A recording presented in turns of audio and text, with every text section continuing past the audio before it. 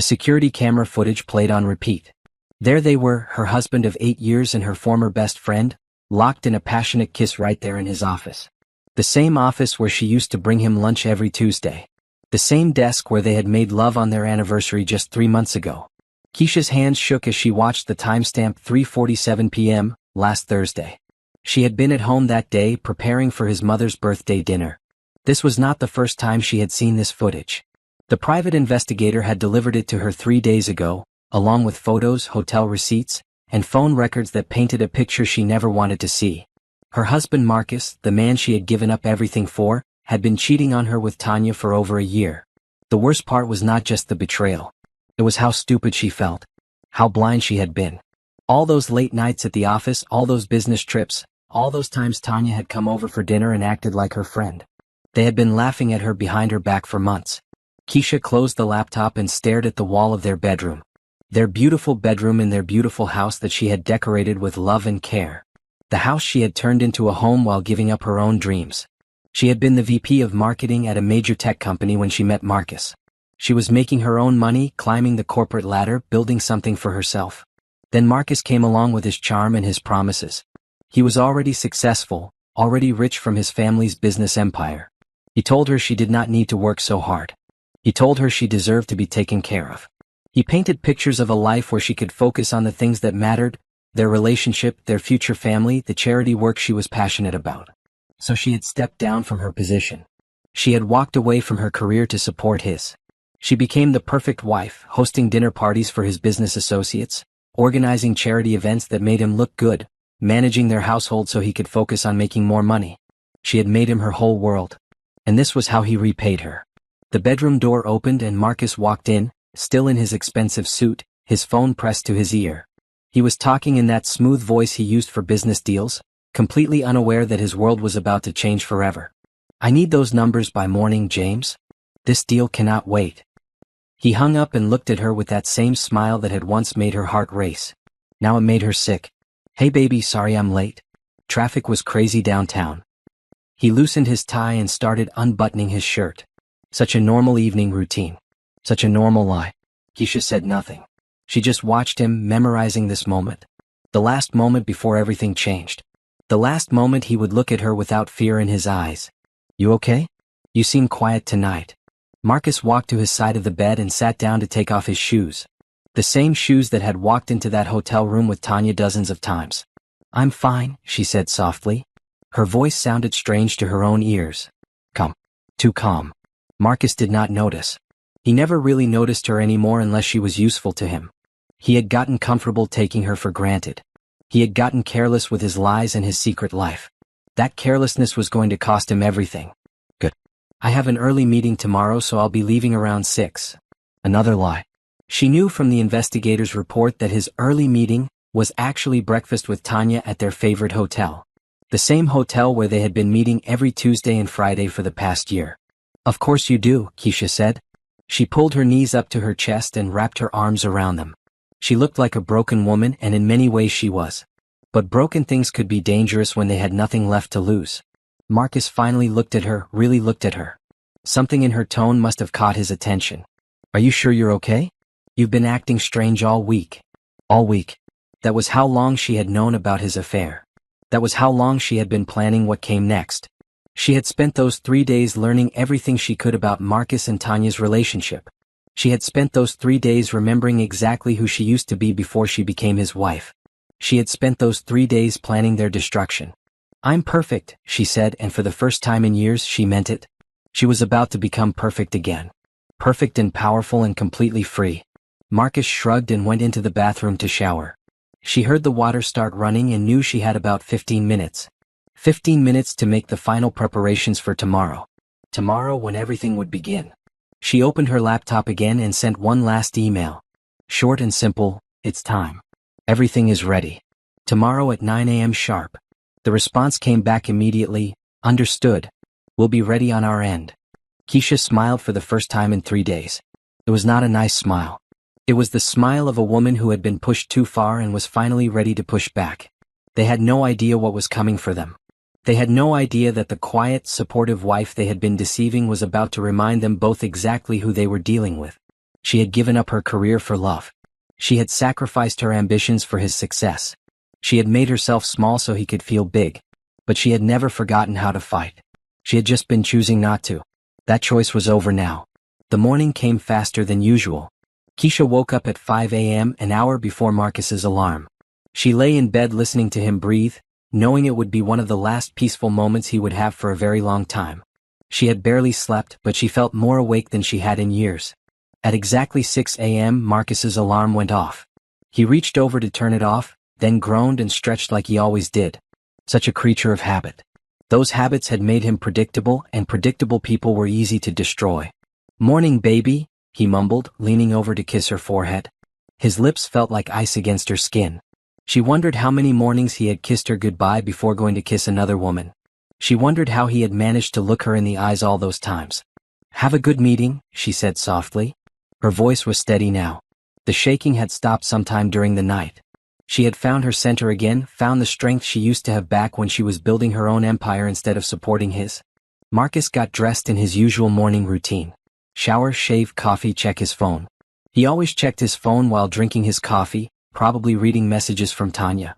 Probably planning their day together while his wife sat across from him at the breakfast table they had picked out together. "I might be late tonight," he said, not looking up from his phone. "This new client is demanding a lot of attention." New client. That was what he was calling Tanya now. Keisha almost laughed. "Almost. Take your time," she said. "I have plans today anyway." That got his attention. Marcus looked up from his phone with surprise. Keisha never had plans anymore. She had given up her friends along with her career, choosing to focus all her energy on being the perfect wife. She had isolated herself completely, making Marcus her entire world. Another mistake she would never make again. Plans? What kind of plans? "Just some things I need to take care of." She sipped her coffee and looked out the window. The sun was coming up over their perfect neighborhood with their perfect house. By sunset, none of this would be theirs anymore. Marcus stared at her for a moment, then shrugged. He was not really interested in her plans anyway. He was probably just surprised she had any. He finished his coffee, grabbed his briefcase and headed for the door. "Love you," he called back without turning around. Such an automatic response. Such a meaningless phrase that had once meant everything to her. "Goodbye, Marcus," she said. Not, "love you too." Not, "see you tonight." Just goodbye. Because this was goodbye even if he did not know it yet. The front door closed and she heard his car start in the driveway. She waited until the sound faded completely before she moved. Then she went upstairs and opened her closet. Way in the back, behind all the beautiful dresses Marcus had bought her, was the person she used to be. Her old business suit still fit perfectly. The sharp black blazer that had made boardrooms go quiet when she walked in. The heels that had clicked with authority down corporate hallways. The briefcase that had carried contracts worth millions of dollars. She had packed these things away when she became Mrs. Marcus Thompson, but she had never thrown them away. Some part of her had always known she might need them again. She looked at herself in the mirror and saw someone she had almost forgotten. Keisha Williams, the woman who had built her own success from nothing. The woman who had never needed anyone to take care of her. The woman who had been strong enough to walk away from everything once before, and was about to do it again. Her phone buzzed with a text message. "In position. Waiting for your signal." She typed back, "Give me 30 minutes. Keisha grabbed the files she had been preparing all week and headed downstairs. The house felt different now that she was dressed like her old self. It felt smaller. Less important. Just a building full of expensive things that had never really belonged to her anyway. She walked through each room one last time, remembering all the dreams she had built here. The dinner parties where she had charmed Marcus's business partners. The charity events she had organized to build his reputation. The quiet evenings when she had actually believed they were building a life together. All of it had been a lie. All of it had been her giving and him taking while he saved his real love for someone else. Well, now it was time for him to give something back. She got in her car and drove downtown to the building where it had all started. The building where she used to work before she gave it all up for love. The building where she had once been someone important. Today she would be someone important again. The lobby was exactly the same. Marble floors, glass elevators, the quiet hum of serious business being conducted. She had missed this world more than she had allowed herself to admit. She had missed being part of something bigger than just one man's life. The elevator took her to the 42nd floor. The law offices of Bennett, Rodriguez and Associates. The best lawyers in the city, and the people who would help her take back everything that had been stolen from her. "Mrs. Thompson," the receptionist said with a smile. "They're waiting for you in conference room A." Keisha nodded and walked down the hallway. Her heels clicked against the floor with the same authority they had always had. She was not Mrs. Thompson anymore. She was Keisha Williams again, and Keisha Williams did not let anyone walk all over her. She opened the conference room door and saw 3 people sitting around a large table. Sarah Bennett, the lead attorney who specialized in high-asset divorces. Michael Rodriguez, the corporate lawyer who knew more about business partnerships than anyone in the state. And Detective Lisa Parker, who worked in financial crimes and owed Keisha a favor from years ago. "Are we ready?" Keisha asked as she sat down at the head of the table. "Everything is in place," Sarah said. "The divorce papers are prepared. The asset freeze goes into effect at 10 a.m. The forensic accountant has finished reviewing the financial records you provided." "And the other matter?" Keisha looked at Detective Parker. "The evidence you gave us was more than enough. We'll be making arrests this afternoon." Keisha nodded. She opened her briefcase and pulled out one final document. Marcus's signature was at the bottom, right where she had watched him sign it 6 months ago. He had been so proud that day, so excited to show her the new business partnership he had formed. He had no idea he was signing his own destruction. "He signed this partnership agreement without reading the fine print," she said. "He was so eager to expand the business that he gave me signing authority on all major decisions. Legal authority. Binding authority." The lawyers smiled. They had been over this document dozens of times in the past week.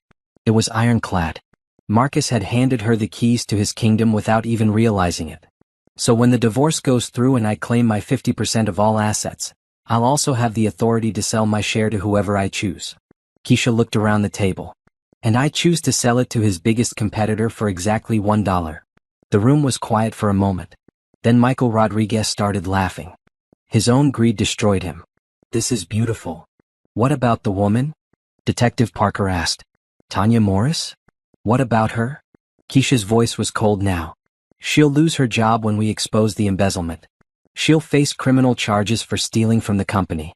And she'll learn what it feels like to watch someone you love get destroyed." "The embezzlement charges will stick?" Sarah asked. "Oh yes," Keisha said.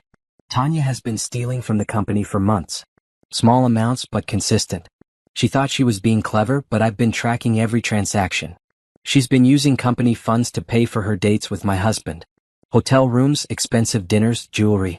All of it paid for with stolen money." Detective Parker whistled. "That's felony theft. She's looking at serious prison time." "Good." Keisha closed her briefcase and stood up. "They destroyed my life for their pleasure. Now they get to watch their lives get destroyed for mine." She looked out the conference room window at the city below.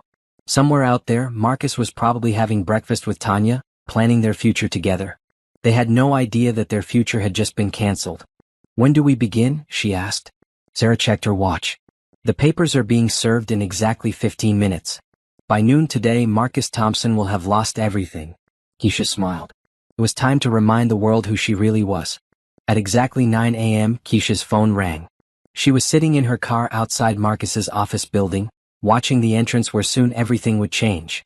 She had no intention of ever going back to Marcus. That part of her life was over forever. No matter how much he begged, no matter what promises he made, she would never be stupid enough to trust him again.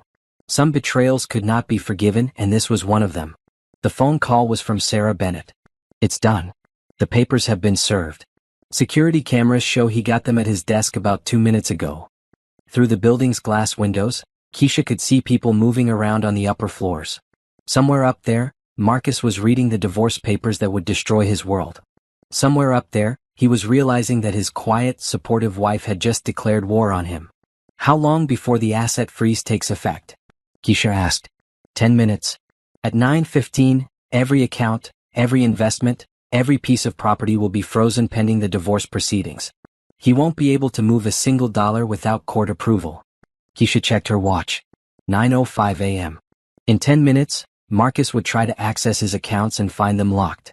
In 10 minutes, he would realize that his wife was not the helpless woman he thought she was. In 10 minutes, his comfortable life would start falling apart. Her phone buzzed with a text message from an unknown number.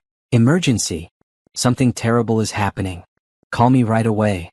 She knew that number. It was Tanya's personal phone. The same phone she had been using to send love messages to Marcus for over a year. The panic in the message was obvious.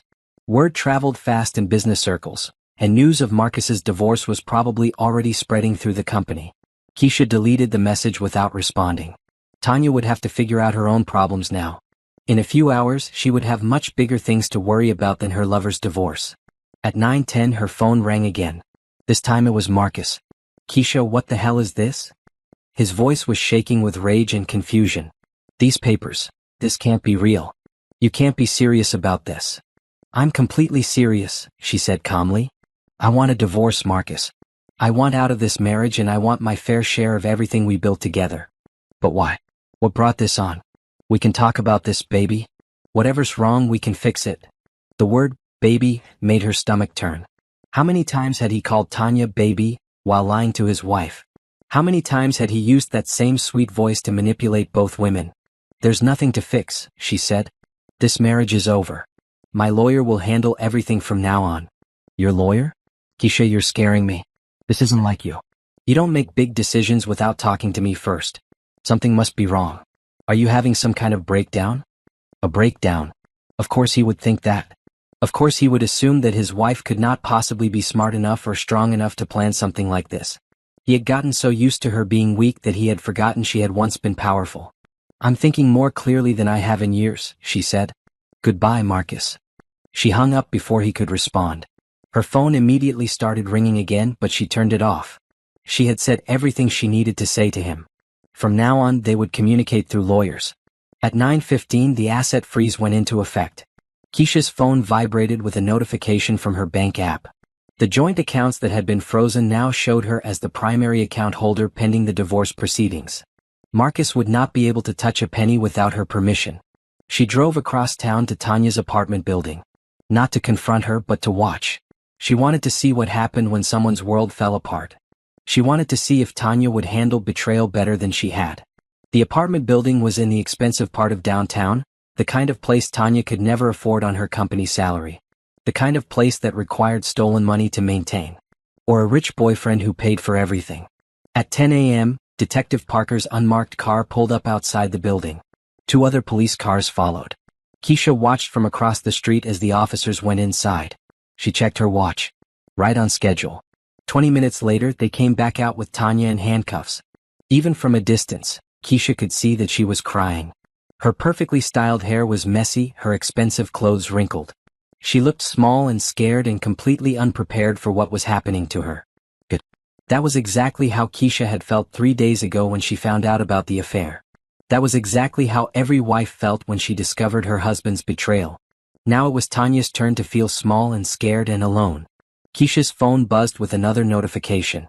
Sarah Bennett had sent her a text. Second phase complete. Target arrested on embezzlement charges. Bond hearing set for tomorrow. She started her car and drove to her next destination. The offices of Hartwell Industries, Marcus's biggest competitor. The company that had been trying to buy him out for years. The company that was about to get everything they wanted for the price of $1. James Hartwell was waiting for her in his office. He was a tall man with gray hair and kind eyes, the kind of man who had built his business through hard work instead of family money. The kind of man who respected people who earned their success. "Mrs. Williams," he said, standing up when she walked in. He had remembered to use her maiden name, the name she would be taking back once the divorce was final. "I have to say, your proposal was quite unexpected. Call me Keisha." And I'm sure it was. But business is business, right? He smiled and gestured for her to sit down. "Indeed it is. I've reviewed the partnership agreement you provided. Everything appears to be in order. You do have the legal authority to sell your share. And you're prepared to buy it? For $1, as you suggested?" "Absolutely. Though I have to ask, why so little? Your 50% stake is worth millions." Keisha looked out his office window. She could see Marcus's building in the distance, probably full of chaos right now as news of the divorce and Tanya's arrest spread through the company. "Because this isn't about money," she said. "This is about justice. Marcus destroyed my life for his pleasure. Now I'm returning the favor." James nodded slowly. "He hurt you badly." "He did. And now he's going to learn that actions have consequences." "What about the employees? There are over 200 people working for that company." This was the question Keisha had been dreading. The one thing that made her hesitate about her plan. She did not want innocent people to suffer for Marcus's sins. "I've thought about that," she said. "I want your promise that you'll keep as many employees as possible. The only people who should lose their jobs are Marcus and anyone who helped him betray me. You have my word. Most of those employees are good people who deserve better leadership anyway. Then we have a deal." James pulled out a contract that his lawyers had prepared. The sale of her 50% stake in Thompson Industries to Hartwell Industries for the sum of $1. When Marcus's business partner discovered that his company was now owned by his biggest competitor, his world would be completely destroyed. She signed her name carefully. Keisha Williams. Not Thompson. She was done being defined by her husband's name. "There's one more thing," James said. "We'll need to verify that the sale is legal since the assets are currently frozen." "The asset freeze only applies to Marcus," she said. "I still have the right to sell my own property. But my lawyer is standing by if you need confirmation." "Excellent. This should be finalized by close of business today." Keisha shook his hand and left the building. It was only 11 a.m. and she had already destroyed her husband's life completely. His wife had left him, his lover was in jail, and his business was about to belong to his enemy. She felt lighter than she had in years. Free. Powerful. Like the woman she used to be before she made the mistake of trusting someone who did not deserve it. Her phone buzzed with a message from an unknown number. "Please call me. Marcus is losing his mind. He's saying crazy things about getting you back. He thinks you'll forgive him if he just explains everything. He doesn't understand that it's over." The message was from Tanya's sister, probably trying to help clean up the mess. But there was nothing to clean up. There was no going back. Marcus could beg and plead and promise to change, but Keisha would never be stupid enough to trust him again. She texted back, "Tell him I said goodbye. That's the only explanation he's getting." By noon, Marcus had called her 47 times. Keisha knew because she had turned her phone back on just to count the missed calls. Each one was more desperate than the last, each voicemail more frantic. She did not listen to them, but she could imagine what he was saying. Probably that he loved her. Probably that he could explain everything. Probably that they could work it out if she would just talk to him. None of it mattered. She was done listening to his lies. She was having lunch at her favorite restaurant downtown when Sarah Bennett called with an update. "The business sale is complete," Sarah said. "As of 20 minutes ago, Hartwell Industries owns 51% of Thompson Industries. Marcus is no longer in control of his own company." How did he find out? James Hartwell called him directly to inform him of the change in ownership. "I'm told he screamed so loud that the entire office could hear him." Keisha smiled as she cut into her salad. Marcus had probably never been screamed at in his life. His family money had protected him from most consequences, and his charm had gotten him out of the rest. Today was the first time he was facing real consequences for his actions. What about Tanya? Bond was denied. The judge said she was a flight risk. She'll be sitting in jail until her trial. Good. Keisha took a sip of her wine. What's next? Marcus has hired David Chin as his divorce attorney. He's going to fight this hard.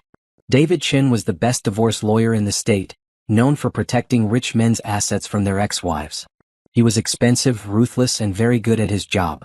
Marcus was pulling out all the stops to try to save himself. "Let him fight," Keisha said. "We have the partnership agreement. We have the evidence of his affair. We have documentation of every asset. He can hire whoever he wants, but the law is on our side." "There's something else," Sarah said. "Chin is claiming that you tricked Marcus into signing the partnership agreement. He's saying you manipulated him." Keisha laughed. "I manipulated him? I was the one who suggested he read the fine print before signing. I was the one who told him to have his lawyer review it. He was too arrogant to listen to me. Can you prove that?" "There were witnesses at the signing. His business partner was there. His secretary was there. They all heard me tell him to read it carefully." "Perfect. Chen's strategy won't work if we can prove Marcus ignored good advice." After lunch, Keisha drove to her old neighborhood. The place where she had lived before she met Marcus, back when she was building her own career and her own life. The apartment was small compared to the mansion she was leaving behind, but it had been hers. Completely hers. She had kept the apartment all these years, telling Marcus it was a good investment property. Really, it had been her safety net. Some part of her had always known that depending completely on someone else was dangerous. Some part of her had always known she might need a place to run to. The apartment was exactly as she had left it. Clean, simple, comfortable. Everything she needed and nothing she did not. After 8 years of living surrounded by Marcus's expensive things, the simplicity felt like coming home. She sat on the couch and finally listened to one of Marcus's voicemails. "Keisha, baby, please call me back. I know you're upset, but we can fix this. Whatever you think I did, we can work it out. I love you so much. You're my whole world. Please don't throw away 8 years of marriage over a misunderstanding." A misunderstanding. That was what he was calling it. A year-long affair with her best friend was just a misunderstanding. She deleted the message and listened to another one. "I fired her, okay? I fired Tanya. She doesn't work for me anymore. It's over between us, I swear. It meant nothing, Keisha. You're the only woman I've ever really loved. Please come home so we can talk about this." He had fired Tanya after she was arrested. How generous of him. How noble to fire someone who was already in jail and could not work anyway. The third message was different. Angrier. "This is insane, Keisha. You're destroying everything we built together. Everything I worked for. You can't just take half my company because you're mad about some stupid mistake. I made one error in judgment and you're trying to ruin my entire life. This isn't fair." There it was. The real Marcus. Not the loving husband begging for forgiveness, but the entitled rich man who was angry that someone had dared to challenge him. This was the man she had really been married to all along.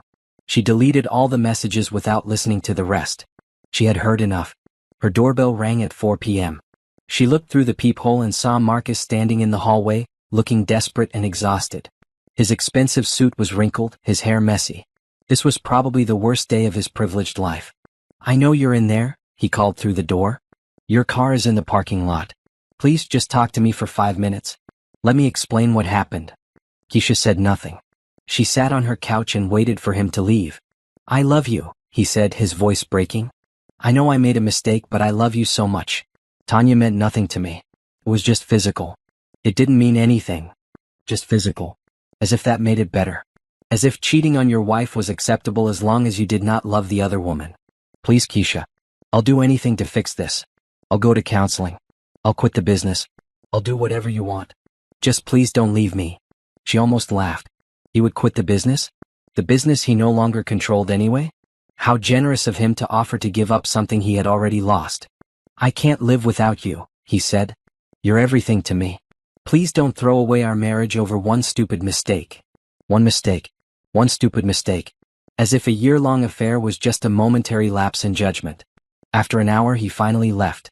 She watched from her window as he got in his car and drove away. His shoulders were shaking. He was probably crying. Good. She had cried plenty of tears over him. Now it was his turn. Her phone rang again, but this time it was not Marcus. It was her sister Carmen, calling from California. "Girl, what is happening over there? I just saw the news online. Marcus Thompson's company was sold, and some woman named Tanya was arrested." Carmen was the only family Keisha had left, and the only person who had never liked Marcus. She had always said he was too smooth, too charming, too good to be true. She had been right. "I left him," Keisha said simply. "About damn time." "What did he do?" "He cheated on me with Tanya. For over a year." Carmen was quiet for a moment.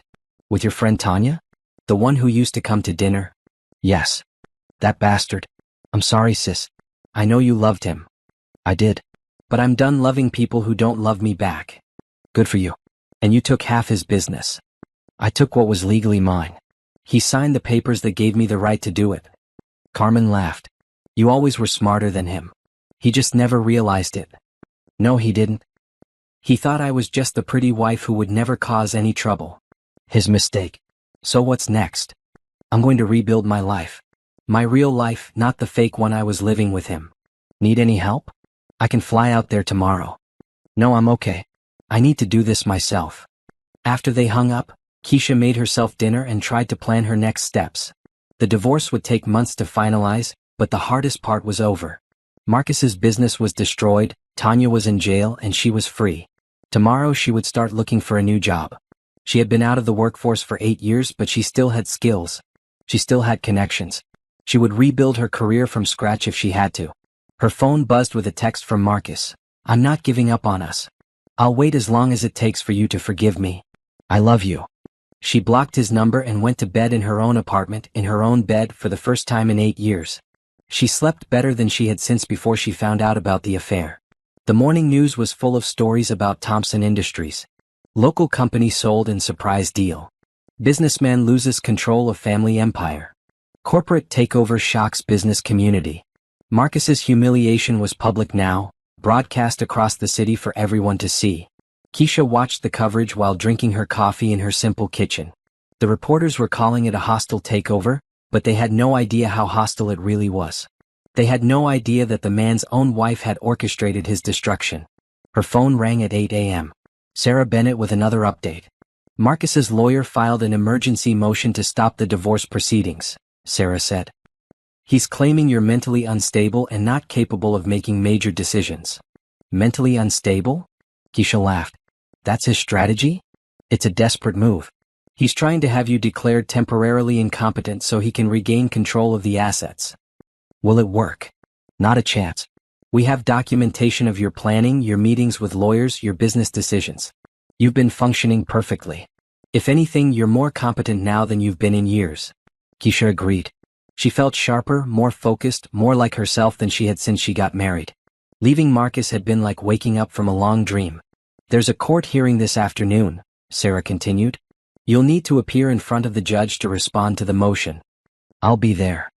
At 10 a.m., she went to the unemployment office to file for benefits. It was humbling to stand in line with people who had lost their jobs, knowing she had chosen to give up her career. But it was also liberating. She was starting over completely, building a new life on her own terms.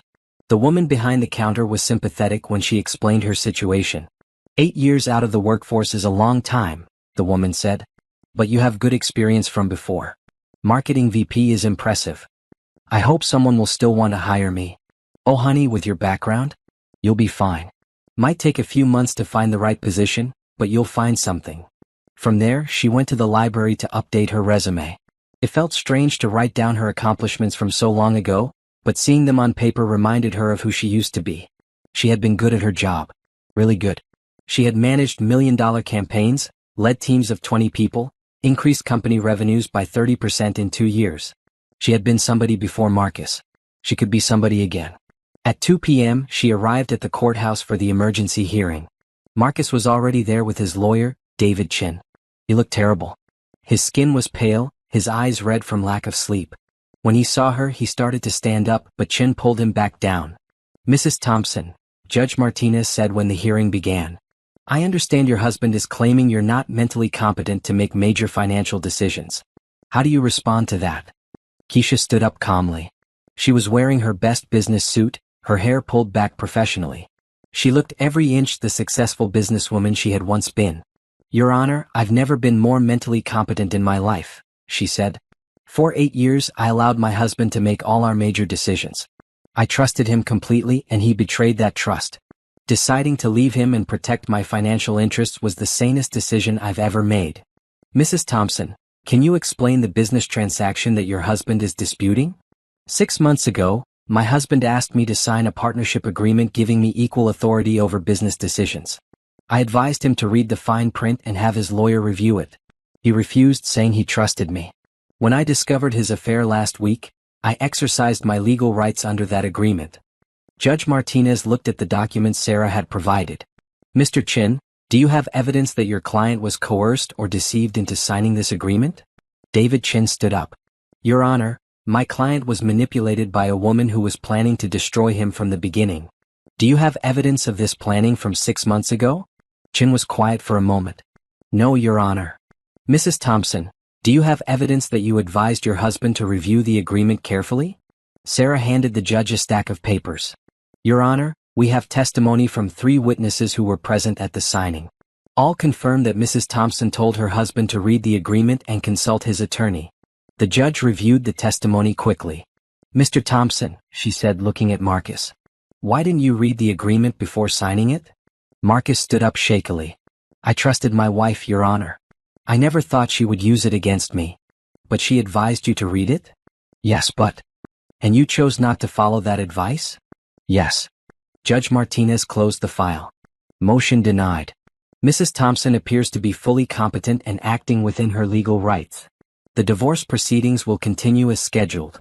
Marcus slumped in his chair like he had been physically hit.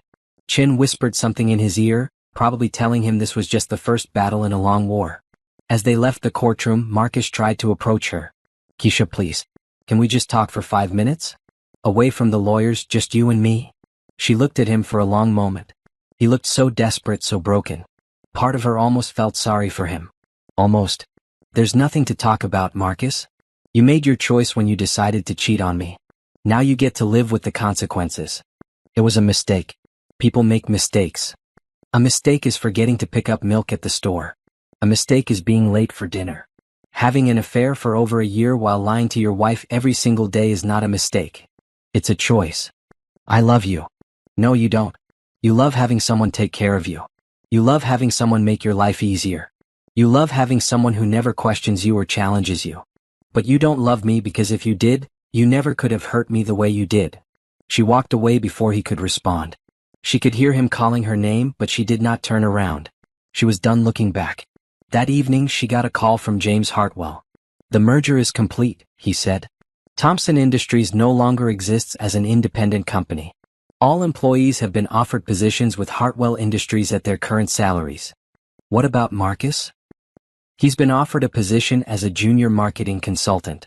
Same level he started at 15 years ago. Keisha smiled. From company owner to junior consultant in one day. That had to hurt his pride more than losing the money. Will he take it? Probably not. Men like him don't handle going backwards very well. What will he do? I have no idea. But that's not your problem anymore. He was right. Marcus's future was not her problem. She had her own future to worry about, her own life to rebuild. She had spent 8 years making his problems her problems. That time was over. She spent the evening applying for jobs online. Marketing positions mostly, but also some consulting work and a few nonprofit roles. She had forgotten how exciting it could be to imagine new possibilities, new challenges, new ways to use her skills. Her phone buzzed with a text from an unknown number. This is David Chin. My client would like to discuss a settlement. Are you willing to negotiate? She texted back. There's nothing to negotiate. He can have his personal belongings and half of whatever's left after the business debts are paid. Everything else is mine. That's not reasonable. He built that business. With my support. While I gave up my own career to help him succeed. I earned every penny. He's willing to pay you alimony. I don't want his money every month for the rest of my life. I want my share now so I can start over completely. The phone was quiet for several minutes. Then, he says he'll agree to your terms if you'll see him one more time. Just to talk. Keisha stared at the message for a long time. Part of her was curious about what he might say. Part of her wondered if he had finally realized what he had lost. But a bigger part of her knew that seeing him again would be a mistake. There was nothing he could say that would change what he had done. There was nothing he could promise that she would ever believe again. She typed back, no. The lawyers can handle everything from now on. Then she turned off her phone and went to bed. Tomorrow she would start building her new life. Tonight, she would sleep peacefully knowing that she had finally stood up for herself. 3 weeks later, Keisha got her first job interview. It was for a marketing director position at a nonprofit that helped women start their own businesses. The irony was not lost on her, helping other women become independent while she was rebuilding her own independence. The interview went well. The director, a woman named Patricia Hayes, seemed impressed with her background. 8 years out of the workforce is a concern, Patricia said honestly. But your previous experience is excellent, and frankly, we need someone with your level of expertise. I understand the concern.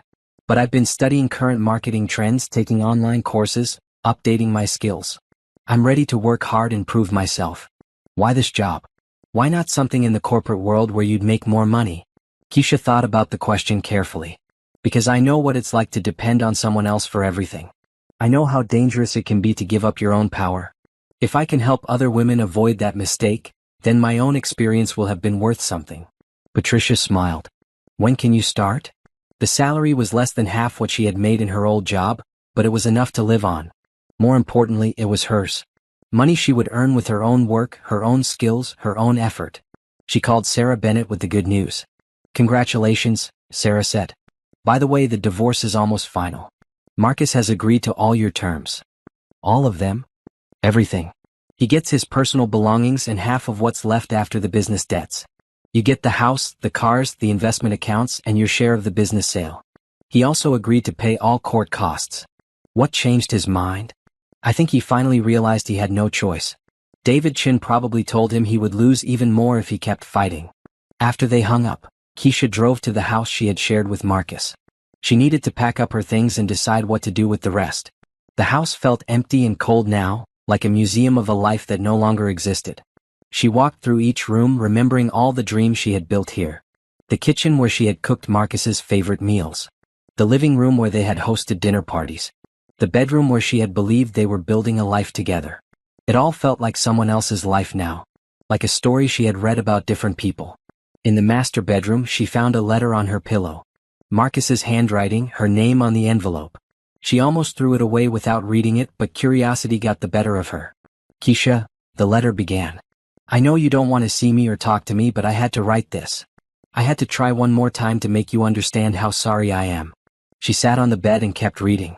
I know what I did was unforgivable. I know I destroyed everything good between us.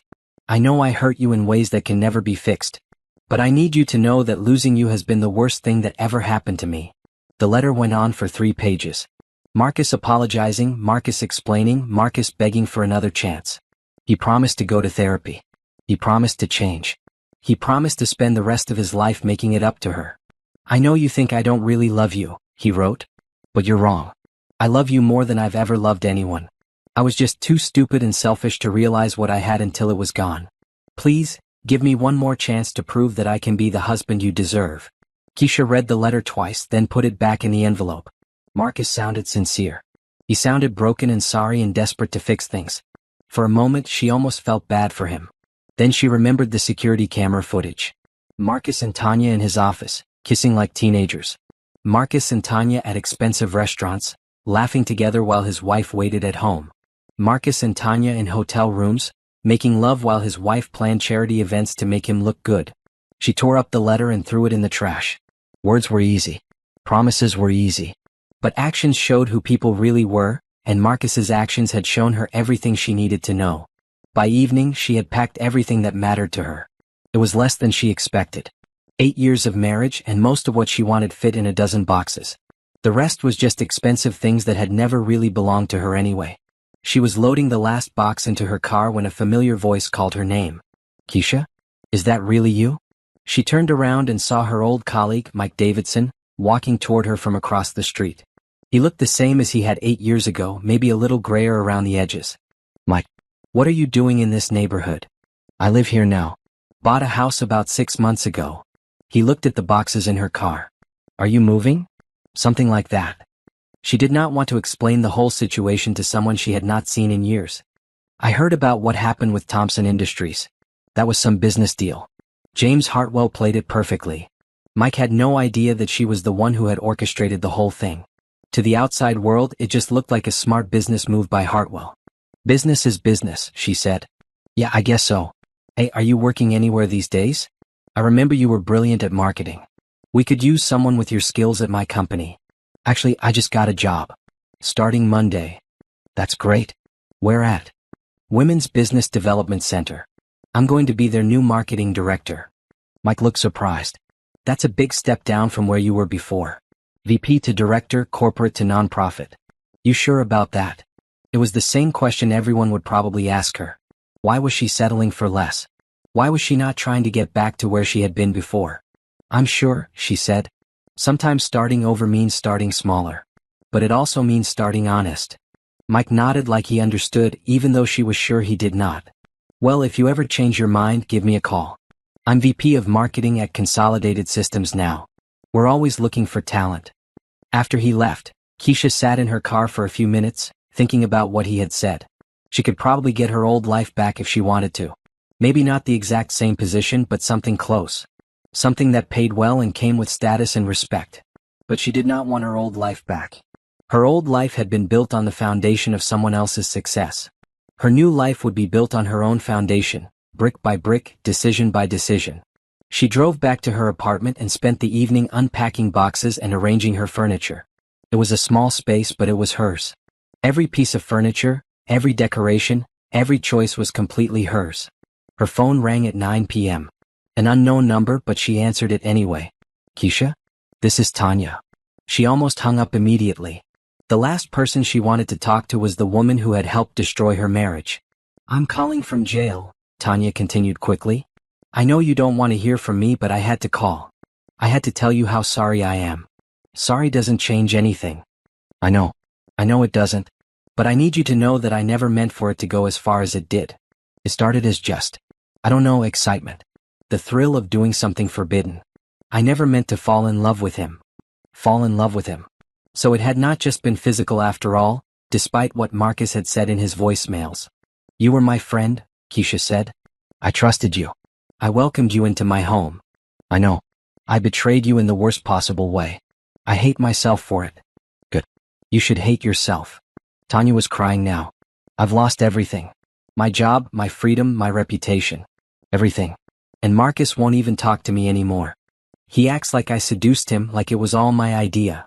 Wasn't it? No. He pursued me. He told me his marriage was over, that you two were just staying together for appearances. He said you didn't love him anymore, that you were cold and distant. He made me think I was saving him from a loveless marriage. Keisha felt like she had been slapped. He said I was cold and distant? Yes. He said you never talked to him anymore, never showed him affection.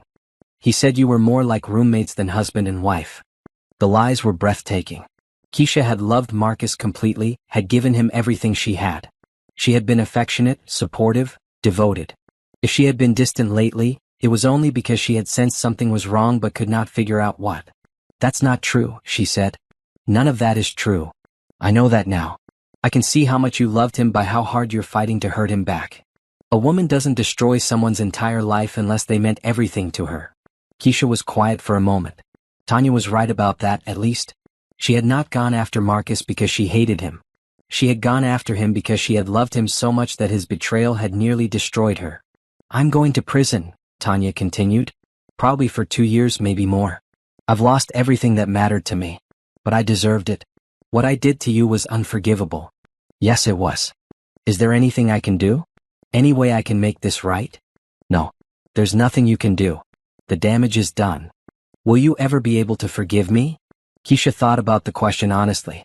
I don't know. Maybe someday. But not today and not anytime soon.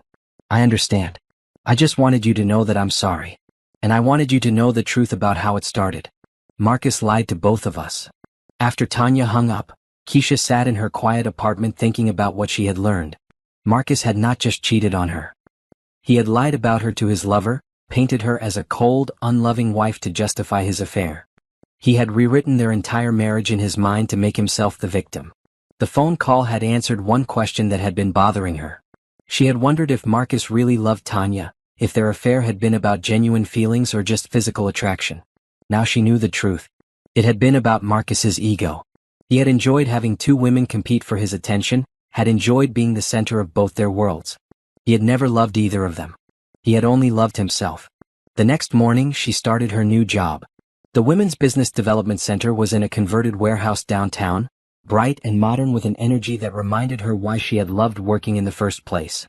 Patricia Hayes showed her around the office, introducing her to the small but dedicated staff.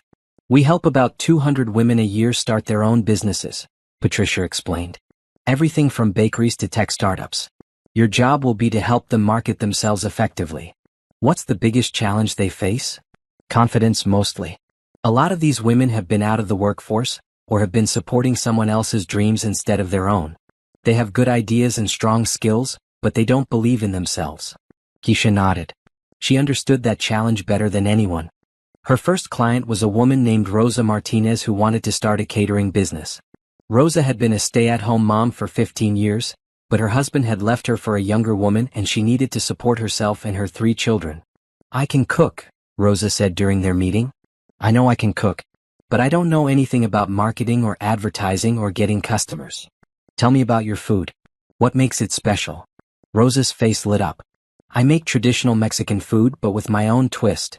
Recipes my grandmother taught me, but updated for modern tastes. Healthier ingredients, smaller portions, beautiful presentation. That sounds amazing. Have you cooked for anyone outside your family? I've been making food for my church events for years. Everyone always asks for my recipes. Perfect. That's your starting point. Word of mouth from people who already love your food. They spend an hour developing a basic marketing plan.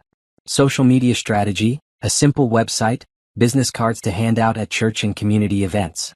Nothing complicated or expensive, just practical steps to build a customer base. You really think I can do this? Rosa asked as they finished up.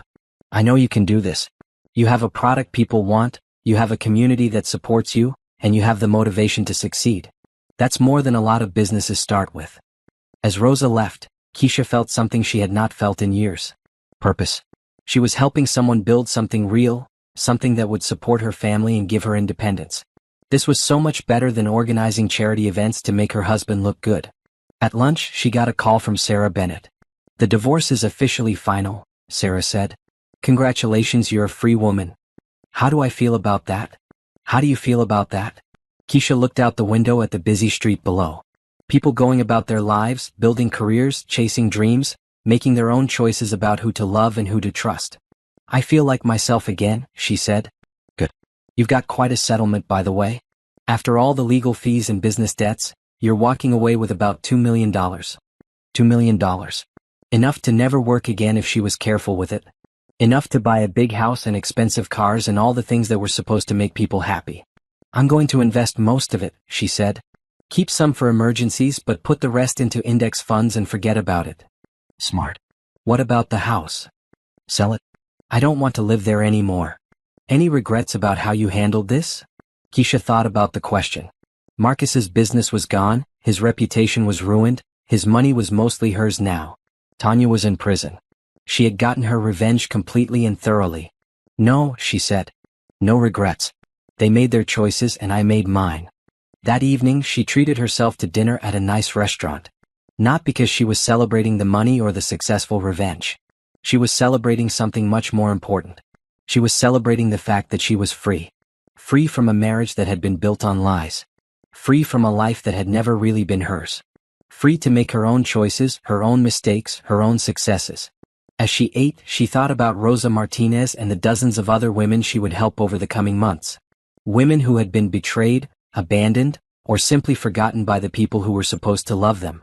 Women who were ready to build something new and real and completely their own. Her phone buzzed with a text from an unknown number. I heard about the divorce. I'm sorry it didn't work out. If you ever want to talk, I'm here. Mike Davidson. She smiled and deleted the message. She was sure Mike was a nice man, and maybe someday she would be ready to trust someone again. But not today. Today she was perfectly happy being alone and independent and in control of her own life. For the first time in 8 years she was exactly where she belonged. 6 months into her new job, Keisha had helped 37 women start their own businesses. She kept track of each success story, each woman who had gone from dependent to independent, from scared to confident, from broken to whole. Rosa Martinez's catering business was thriving. She had 3 regular corporate clients and was booked solid for weekend events. She had hired 2 part-time employees and was looking at renting a commercial kitchen space. I never thought I could do this, Rosa had told her during their last meeting. After my husband left, I felt so lost. But now I feel stronger than I ever have. That was the feeling Keisha loved most about her new job. Watching women discover their own strength, their own capabilities, their own worth. It reminded her of her own journey from broken wife to independent woman. The Women's Business Development Center had grown during her time there. They had expanded their programs, increased their funding, and helped twice as many women as the year before. Patricia had given Keisha most of the credit. You have a gift for this, Patricia had said during her 6-month review. You understand these women because you've been where they are. It was true. She understood what it felt like to wake up one day and realize your whole life had been built around someone else's dreams. She understood the fear of starting over, the doubt about whether you were strong enough to make it on your own. But she also understood the incredible freedom that came with independence. The peace of knowing that your success or failure was entirely in your own hands. Her personal life was quiet but fulfilling. She had her small apartment, her simple routine, her work that mattered. She had started taking painting classes on weekends, something she had always wanted to try but never had time for when she was busy being the perfect wife. She had also started dating, carefully and cautiously. Nothing serious, just coffee dates and casual dinners with men she met through friends or online. She was not ready for anything serious, might never be ready for anything serious again. But it was nice to remember that she was still attractive, still interesting, still capable of connection. Marcus had tried to contact her several times over the 6 months. Calls, texts, emails, even a few letters delivered to her office. She had ignored all of them. There was nothing he could say that would change what had happened. nothing he could promise that she would ever believe again. According to Sarah Bennett, he had taken a job with a small marketing firm in another city. Starting salary, entry-level position, a complete restart of his career. The mighty had fallen far. Tanya was still in prison. She had pleaded guilty to embezzlement and received a 2-year sentence. Keisha tried not to think about her, but sometimes she wondered if prison had taught her anything about the consequences of betraying the people who trusted you. On a Thursday evening in October, Keisha was working late at the office when her phone rang. The caller ID showed a number she did not recognize, but something made her answer it. Keisha Williams? The voice was professional, official. Yes, this is Keisha. This is Detective Parker. We met several months ago regarding the embezzlement case. I remember. Is there a problem? Not exactly a problem, but I wanted to give you some information. Marcus Thompson was arrested this afternoon. Keisha felt her stomach drop. Despite everything that had happened between them, she did not want Marcus to be in serious trouble. She just wanted him to leave her alone. Arrested for what? Fraud. He's been running investment scams, taking money from elderly clients and using it for personal expenses. We've been investigating him for 3 months. How much money? About $500,000 so far. Could be more as we dig deeper. Keisha closed her eyes. Marcus had gone from successful businessman to desperate criminal in less than a year. The fall had been even worse than she had imagined. Why are you telling me this? Because his lawyer is claiming that his criminal behavior started after his divorce. He's trying to use his mental state as a defense, saying the loss of his marriage drove him to make desperate choices. That's ridiculous. I agree. A man doesn't become a criminal overnight. But I wanted you to know in case his lawyer tries to contact you or subpoena you as a witness. After Detective Parker hung up, Keisha sat in her empty office thinking about what she had learned. Marcus was not just ruined, he was becoming a criminal. The man she had once loved, had once trusted with her entire life, was stealing money from old people who trusted him with their retirement savings. She felt sad but not guilty. She had not made Marcus into a criminal. She had just stopped protecting him from the consequences of his own choices. If he had chosen to deal with his problems by committing crimes, that was on him, not on her. Her phone buzzed with a text from Sarah Bennett. Saw the news about Marcus. You okay? She texted back, I'm fine. Not my problem anymore. And she meant it. Marcus's problems were not her problems. His choices were not her responsibility. His future was not her concern. She had spent 8 years making his life easier, making his problems disappear, protecting him from consequences. That time was over. The next morning she got to work early and found a small package on her desk. No return address, just her name written in handwriting she did not recognize. Inside was a cell phone with a note. One message. Please listen. She almost threw the phone away without turning it on. She did not want to hear from Marcus, did not want to be dragged back into his drama. But curiosity got the better of her. She turned on the phone and found one voicemail message. Marcus's voice, but different somehow. Tired. Defeated. Keisha, I know you don't want to hear from me, but I'm probably going to prison and this might be my last chance to tell you the truth. The truth about everything. She almost deleted the message right there, but something in his voice made her keep listening. You were right about me. You were right about everything. I'm selfish and weak and I never deserved you. But I need you to know that I did love you. I know my actions proved otherwise, but I did love you in the only way I knew how. There was a long pause and she could hear him breathing. The affair with Tanya started because I was scared. Scared that you were too good for me, scared that you would realize you deserved better and leave me. So I sabotaged it first. I know that sounds crazy, but it's the truth. I destroyed the best thing in my life because I was afraid of losing it. Another pause. I'm not asking for forgiveness. I know I don't deserve that. I'm not asking you to take me back. I know that ship has sailed. I just wanted you to know that losing you taught me what real love was supposed to look like. It was supposed to look like the way you loved me.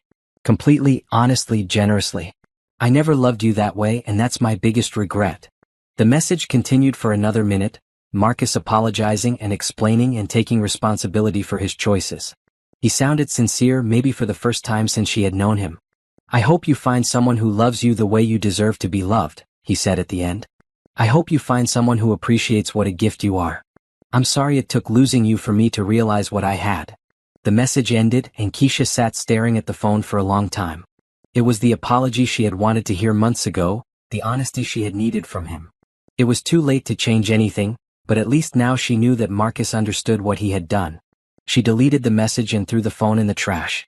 Then she got back to work helping women build their own lives, their own futures, their own independence. That afternoon, she had a meeting with a new client. A woman named Jennifer who had been married for 12 years to a man who controlled every aspect of her life. Jennifer had finally found the courage to leave, but she had no job skills, no money, and no idea how to support herself. "I feel so stupid," Jennifer said.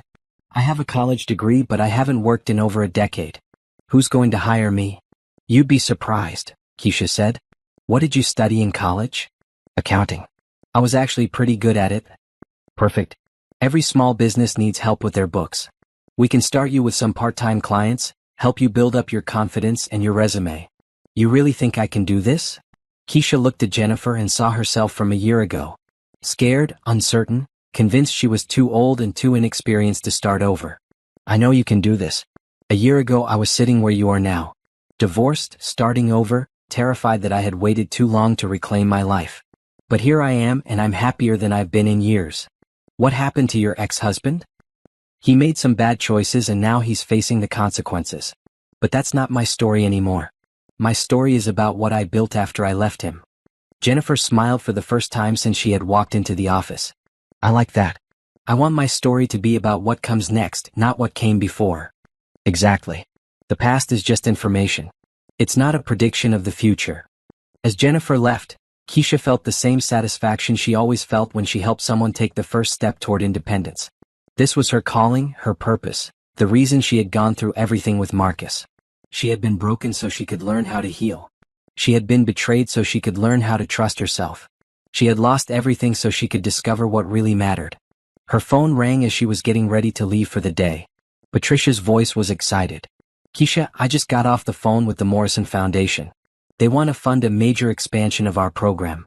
Triple our budget, triple our staff, help us open satellite offices in 3 other cities.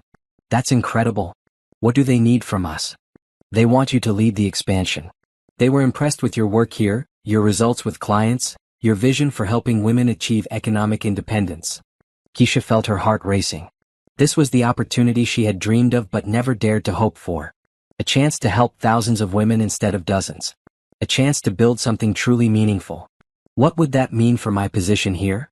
"You'd be the regional director. Your own budget, your own staff, complete authority to design the programs however you think they'll work best." "I need some time to think about it." "Of course.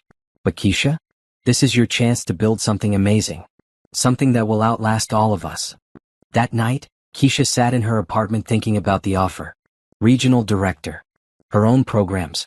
The chance to help women across multiple states build their own independent lives. A year ago, she had been a housewife with no job, no prospects, and no future outside of her husband's success. Now she was being offered the chance to lead a regional expansion of a program that changed women's lives. She thought about Marcus, probably sitting in a jail cell somewhere, facing the consequences of his choices. She thought about Tanya serving her time for embezzlement. She thought about all the ways their selfishness had rippled out and hurt other people. Then she thought about Rosa Martinez, now running a successful catering business. She thought about Jennifer, who would soon be supporting herself as an independent accountant. She thought about all the women she could help if she took this new position. She picked up her phone and called Patricia. "I'll take it," she said. "When do we start?" The Morrison Foundation's headquarters took up 3 floors of a glass tower downtown.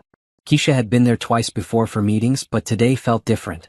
Today, she was walking in as the newly appointed Regional Director of Women's Economic Empowerment, with a budget of $2 million and the authority to transform lives across 4 states. She wore her best suit, the same one she had worn to court when she divorced Marcus. It felt appropriate somehow, wearing the outfit that had marked the end of her old life to the meeting that would launch her new career. Margaret Morrison, the foundation's director, was waiting in the conference room with 3 other board members. Margaret was in her 70s, a self-made businesswoman who had built a fortune in real estate before dedicating her retirement to helping other women succeed. "Keisha," Margaret said with a warm smile. "Congratulations. We're thrilled to have you leading this expansion." "Thank you. I'm excited to get started. Before we talk details, I want you to know why we chose you. It wasn't just your work at the center, though that was impressive. It was your story. You understand what it's like to start over from nothing. You understand what these women are going through." Keisha nodded. Her divorce and career restart had become part of her professional identity now, a qualification rather than an embarrassment. Our research shows that women who've been out of the workforce face unique challenges, Margaret continued. They need more than just business training. They need to rebuild their confidence, their sense of self-worth, their belief that they can succeed on their own. That's exactly what I want to focus on, Keisha said. The practical skills are important, but the emotional support is what makes the difference between success and failure. They spent 2 hours going over the expansion plans. Satellite offices in Atlanta, Nashville, and Jacksonville.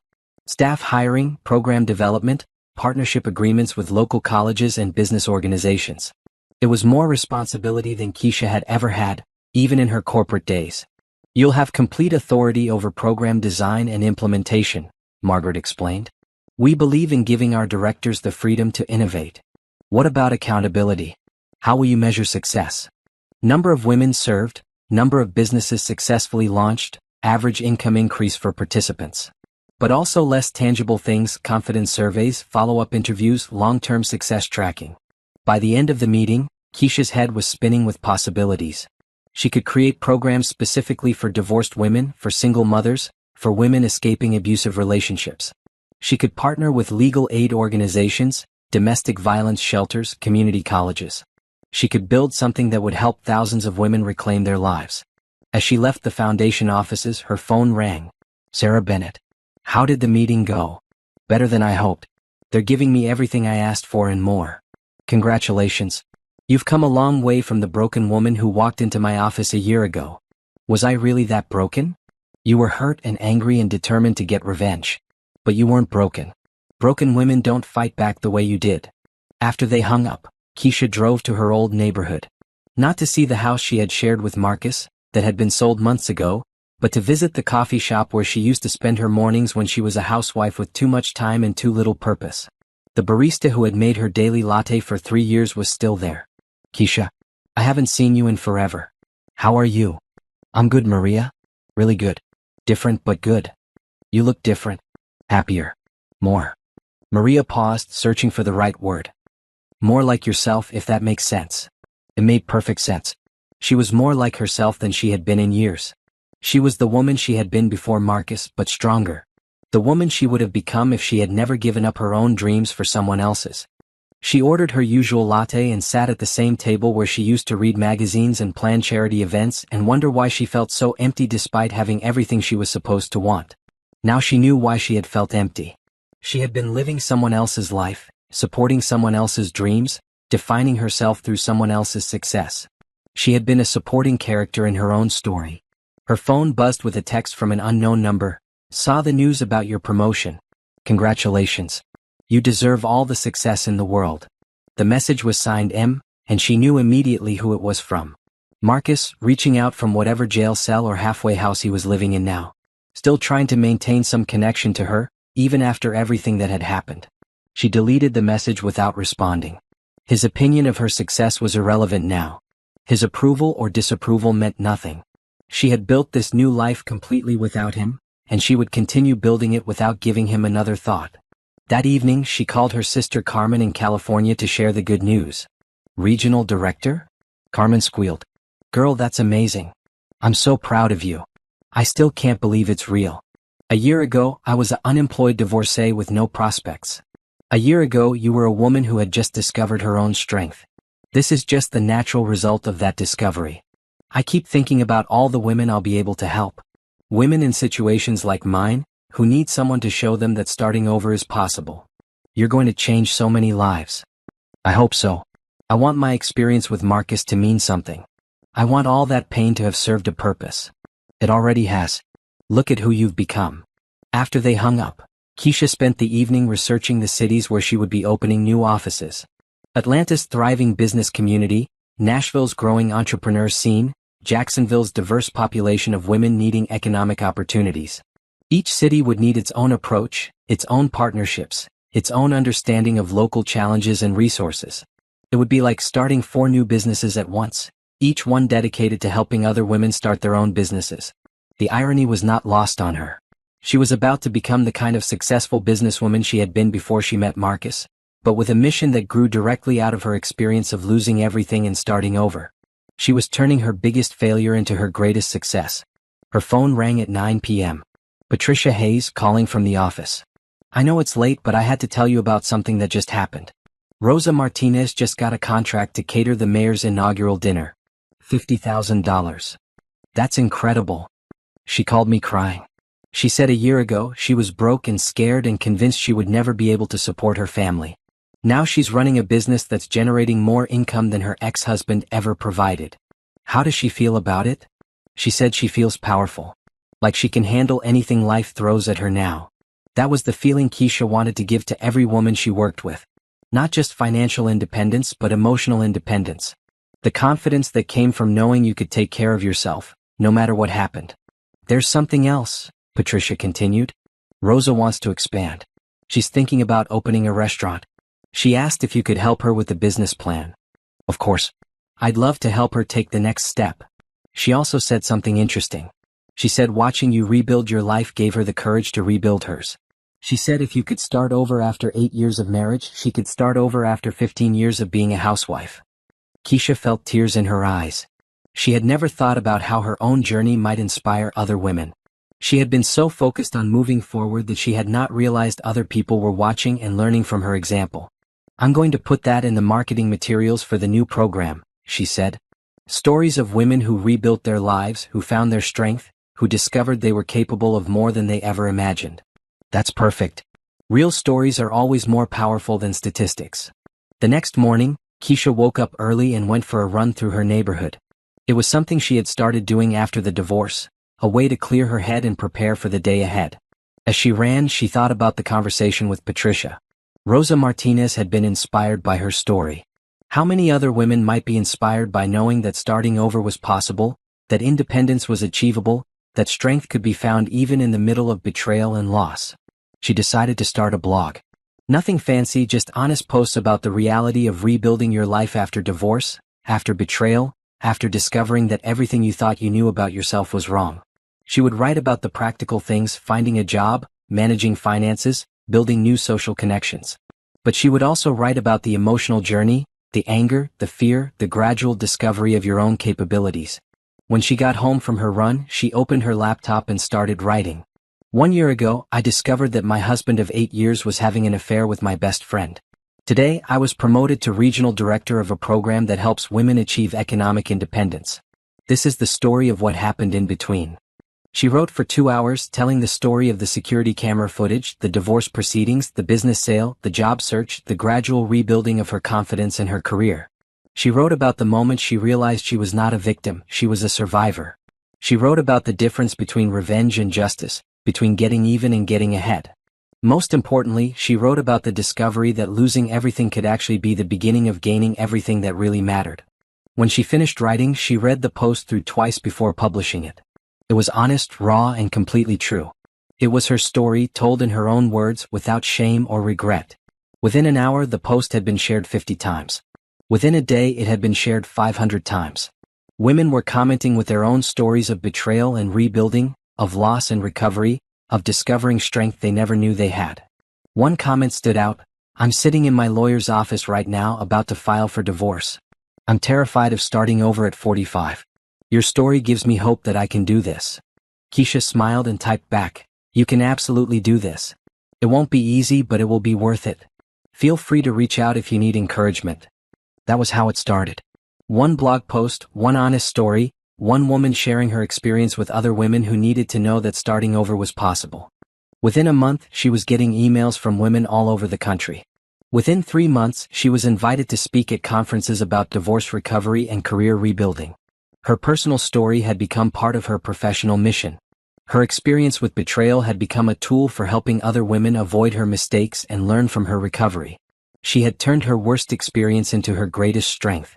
2 years after her divorce, Keisha stood in front of 500 women at the National Women's Economic Conference in Chicago. She was the keynote speaker, talking about resilience, rebuilding, and the power of economic independence. 2 years ago, she began, I was a housewife whose entire identity was built around my husband's success. I had given up my career, my financial independence, and my sense of self-worth to support his dreams. When I discovered his affair, I felt like my world had ended. The audience was completely silent, hanging on every word. But I was wrong. My world hadn't ended. It had just begun. Because for the first time in 8 years, I was forced to remember who I was before I became someone's wife. I was forced to rediscover my own strength, my own capabilities, my own worth. She clicked to the next slide, showing statistics from her regional program. In the past 18 months, our program has helped over 1,200 women start their own businesses. The average income increase for participants is 68%. But more importantly, 94% of participants report feeling more confident and more in control of their lives. The applause was thunderous. Keisha felt the same rush she used to feel in corporate boardrooms, the same sense of power and purpose.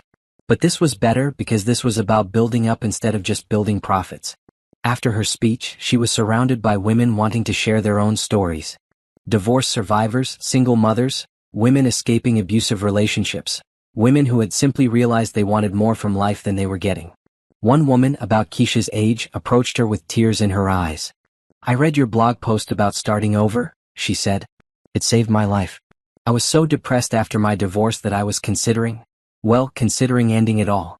But reading your story made me realize that my life could still have meaning, that I could still build something beautiful." "What did you do?" Keisha asked. "I went back to school to become a nurse. I graduate next month. I already have a job lined up at the Children's Hospital." "That's incredible. You should be so proud of yourself." "I am. For the first time in my life, I'm actually proud of who I am and what I've accomplished." These were the moments that made everything worthwhile. Not the promotion, not the salary increase, not even the recognition at conferences like this one. It was the individual women who had found their strength, who had rebuilt their lives, who had discovered they were capable of more than they ever imagined. That evening, Keisha had dinner with Margaret Morrison and several other foundation board members. They were discussing plans for the next phase of expansion. "We want to go national," Margaret said. 50 offices in 25 states over the next 5 years. "We want you to lead the entire initiative." "That's a huge undertaking." "It is. But you've proven you can do it." "The regional program has exceeded every expectation we had." Keisha thought about the offer. National director would mean traveling constantly, managing hundreds of staff members, overseeing programs that could help tens of thousands of women. It would also mean less direct client contact, less hands-on program work. "Can I ask you something?" she said. "Why is this so important to you personally? Why dedicate your foundation to women's economic empowerment?" Margaret smiled. "Because I was where you were once. Married young to a man who controlled everything. I was lucky, he died in a car accident when I was 35, and I inherited his business. But if he hadn't died, I would have lived my entire life as his dependent." "How did you build your own success?" "The same way you did. One decision at a time, one challenge at a time, one day at a time. But I had advantages you didn't have: money, connections, a business I could take over. Most women don't have those advantages. They need programs like ours to give them a real chance." "What about your personal life? Did you ever remarry?" "I did, eventually. But the second time I chose a partner instead of a master. Someone who respected my independence instead of trying to control it." After dinner, Keisha walked through downtown Chicago, thinking about Margaret's story and her offer. National director would be the culmination of everything she had worked toward since her divorce. It would also be a massive responsibility and a huge personal commitment. Her phone buzzed with a text from Rosa Martinez. "Saw your speech online. You were amazing. Restaurant opens next month. None of this would have happened without you." She smiled and texted back. "It all happened because of your hard work and determination. I just helped you see what was already there. Will you come to the opening? I wouldn't miss it." Rosa's success story was one of dozens that Keisha carried with her everywhere. Women who had gone from desperate to thriving, from dependent to independent, from broken to whole. Each success story reminded her why this work mattered so much. Each woman who rebuilt her life was proof that betrayal and loss didn't have to be the end of the story. They could be the beginning of something better. The next morning, she flew back to her home city and went straight to the office. She had a meeting with Jennifer, the accountant who had been one of her first clients after the promotion. Jennifer now ran her own bookkeeping service with 12 regular clients and was making more money than she ever had during her marriage. "I have something to tell you," Jennifer said as soon as Keisha walked into the conference room. "I'm getting married again." Keisha felt a moment of concern. She had seen too many women give up their newfound independence for another relationship, make the same mistakes they had made before. "Tell me about him," she said carefully. His name is David. He's a teacher at my daughter's school. We've been dating for 6 months and he's different. He respects what I've built. He's proud of my business. He never tries to make decisions for me or tell me what I should do. How does he feel about your independence? He loves it. He says he fell in love with my strength, not my vulnerability. He wants to support what I've built, not replace it. Keisha smiled. This was what healthy love looked like. Not someone trying to rescue you or control you, but someone who appreciated your strength and wanted to help you grow stronger. What did you learn from your first marriage that you're applying to this relationship? That I'm not responsible for making someone else happy. That I can't fix someone who doesn't want to be fixed. And that I should never, ever give up my financial independence for anyone. Good. Those are hard-learned lessons. They are. But they're the most important lessons I've ever learned. My first husband wanted a dependent wife. David wants an equal partner. After Jennifer left, Keisha sat in her office thinking about the difference between her story and Jennifer's. Jennifer had learned from her mistakes and found a healthy relationship with someone who valued her independence. Would Keisha ever be ready to trust someone that completely again? She had dated several men over the past 2 years, but nothing serious. Part of her wondered if she was too damaged for a real relationship, too suspicious of men's motives, too protective of her independence.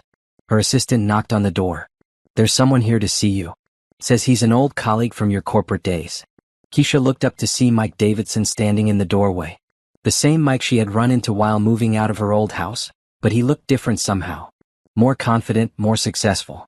Mike, what brings you here? I was in town for a business meeting and saw your name in the paper. The article about your keynote speech in Chicago. I had to stop by and congratulate you. Thank you. How's your job going? Actually, I quit Consolidated Systems 6 months ago. Started my own consulting firm. Really? What made you decide to go independent? Mike sat down across from her desk. Honestly? Reading your blog. Your post about rebuilding your career after divorce got me thinking about what I really wanted from my work life. You're divorced. 2 years ago. My ex-wife decided she wanted someone with more money and less dedication to his work. Turns out she was having an affair with her personal trainer. Keisha winced. I'm sorry. That's a painful way to end a marriage. It was. But like you wrote in your blog, sometimes losing everything is the beginning of gaining everything that really matters. They talked for an hour about business, about starting over, about the strange freedom that came from having your worst fears realized and discovering you could survive them. Would you like to have dinner sometime? Mike asked as he got ready to leave. Not a date necessarily, just two people who understand what it's like to rebuild from scratch. Keisha hesitated for a moment. She had learned to be cautious about men's intentions, to protect her independence carefully. But there was something honest about Mike, something that reminded her of her own journey. I'd like that, she said. But I should probably warn you, I'm not looking for someone to take care of me or rescue me. I'm pretty happy with my independent life. Mike smiled. Good. I'm not looking for someone to take care of either. I'm looking for someone who can take care of herself. That evening, Keisha called Margaret Morrison to accept the position as national director. I want to do this, she said. I want to help as many women as possible discover their own strength. Excellent. When can you start? Give me 2 months to transition my current responsibilities and find the right person to take over the regional program. Perfect. Keisha, you're about to change thousands of lives. I hope so. I know what it feels like to think your life is over and then discover it's just beginning. After they hung up, Keisha sat on her couch in her small apartment, looking at the life she had built from nothing. It wasn't the life she had planned when she married Marcus. It was better. She had her own career, her own success, her own purpose. She had helped hundreds of women find their strength and build their independence. She had turned her worst experience into her greatest achievement. Her phone buzzed with an email notification. The subject line made her heart skip a beat. From Marcus Thompson. She almost deleted it without reading it, but something made her open it. Keisha, I know you probably don't want to hear from me, but I wanted you to know that I saw your speech online. I wanted you to know how proud I am of what you've accomplished. She rolled her eyes. His pride in her accomplishments was meaningless now. I'm getting out of prison next month. I've been in therapy for the past year, working on understanding why I made the choices I made. I know now that I was a narcissist who used people instead of loving them. I know now that I destroyed the best thing in my life because I was too selfish to appreciate what I had. The email continued for several paragraphs. Marcus apologizing, Marcus explaining his therapy insights, Marcus taking responsibility for his choices. It all sounded sincere, but sincerity was easy when you were facing the consequences of your actions. I'm not asking for forgiveness, he wrote. I know I don't deserve that. I'm not asking for another chance. I know that ship has sailed. I just wanted you to know that losing you taught me what real love looks like. It looks like the way you loved me, completely, honestly, generously. I never loved you that way, and that's my biggest regret. The email ended with, I hope you find someone who loves you the way you deserve to be loved. I hope you find someone who appreciates what a gift you are. I'm sorry it took losing you for me to realize what I had. Keisha read the email twice, then deleted it. Marcus's insights about love and his regrets about their marriage were too little, too late. She had moved far beyond needing his apology or his understanding. But there was something satisfying about knowing that he finally understood what he had lost. There was justice in the fact that his biggest regret was not appreciating her while he had her. She thought about Mike's dinner invitation, about Margaret's job offer, about all the possibilities that lay ahead. She thought about the woman she had become, strong, independent, successful, purposeful. Marcus had tried to break her, but he had actually freed her. His betrayal had forced her to remember who she was before she became his wife.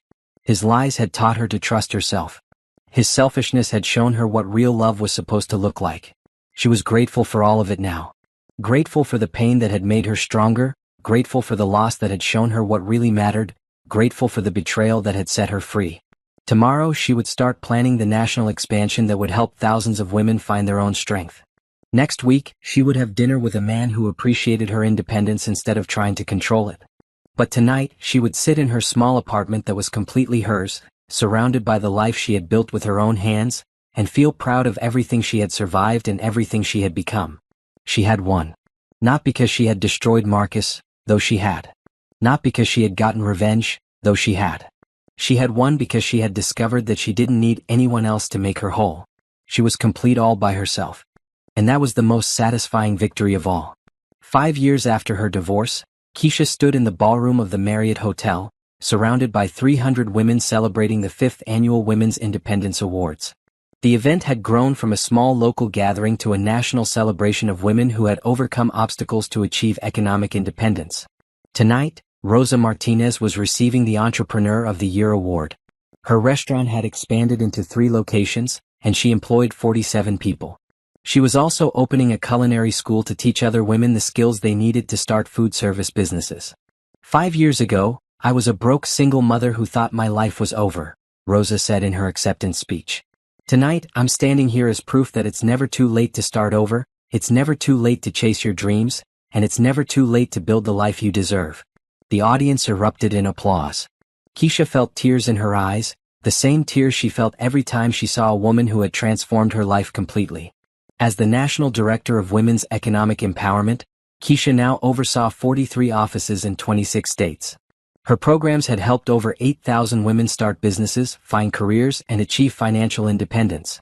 The success rate was unprecedented. 87% of participants were still thriving 3 years after completing the program. But numbers were just numbers.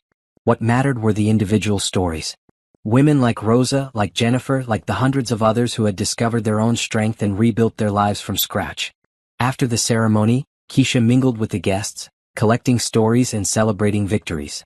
Every woman there had overcome something: divorce, abuse, addiction, poverty, discrimination. Every woman there was proof that starting over was possible at any age, under any circumstances. Keisha. She turned to see Dr. Sarah Kim, a program graduate who had gone on to become a successful pediatrician after her divorce. I wanted to thank you again for everything you did for me. I didn't do anything. You did all the work. You showed me it was possible. When I was 45 and felt like it was too late to go back to medical school, you made me believe I could do it. How's the practice going? Better than I ever imagined. I'm opening a second clinic next year, specifically to serve low-income families. I want to give back the same way you gave to me. This was the ripple effect Keisha loved most. Women who had been helped by the program now helping others. The cycle of empowerment spreading far beyond anything she could accomplish alone. As the evening wound down, Keisha stepped outside for some fresh air. The hotel was downtown, not far from the building where she had once worked in her corporate days. She could see it in the distance, lit up against the night sky. Quite a view, said a familiar voice behind her. She turned to see Mike Davidson approaching. They had been dating for 2 years now, a slow and careful relationship built on mutual respect and shared experiences. Mike understood her need for independence because he valued his own just as much. "How was your business trip?" she asked. "Successful. Landed 3 new clients." "How was the ceremony?" "Perfect." Rosa's speech made everyone cry, including me. Mike put his arm around her shoulders and she leaned into him. It had taken her a long time to trust this kind of physical affection again, to believe that someone could touch her without trying to control her. "I have something to tell you," Mike said. "My ex-wife called me yesterday." Keisha tensed slightly. Mike's ex-wife had left him for another man, much like Marcus had left her emotionally for Tanya. The parallel in their stories was part of what had drawn them together. What did she want? "She's getting divorced again. The personal trainer turned out to be a serial cheater. She wanted to know if we could try again." "What did you tell her?" "I told her that I'm in love with someone else. Someone who makes me a better person instead of making me feel small." Keisha smiled. "Good answer." She asked if you were the rebound relationship.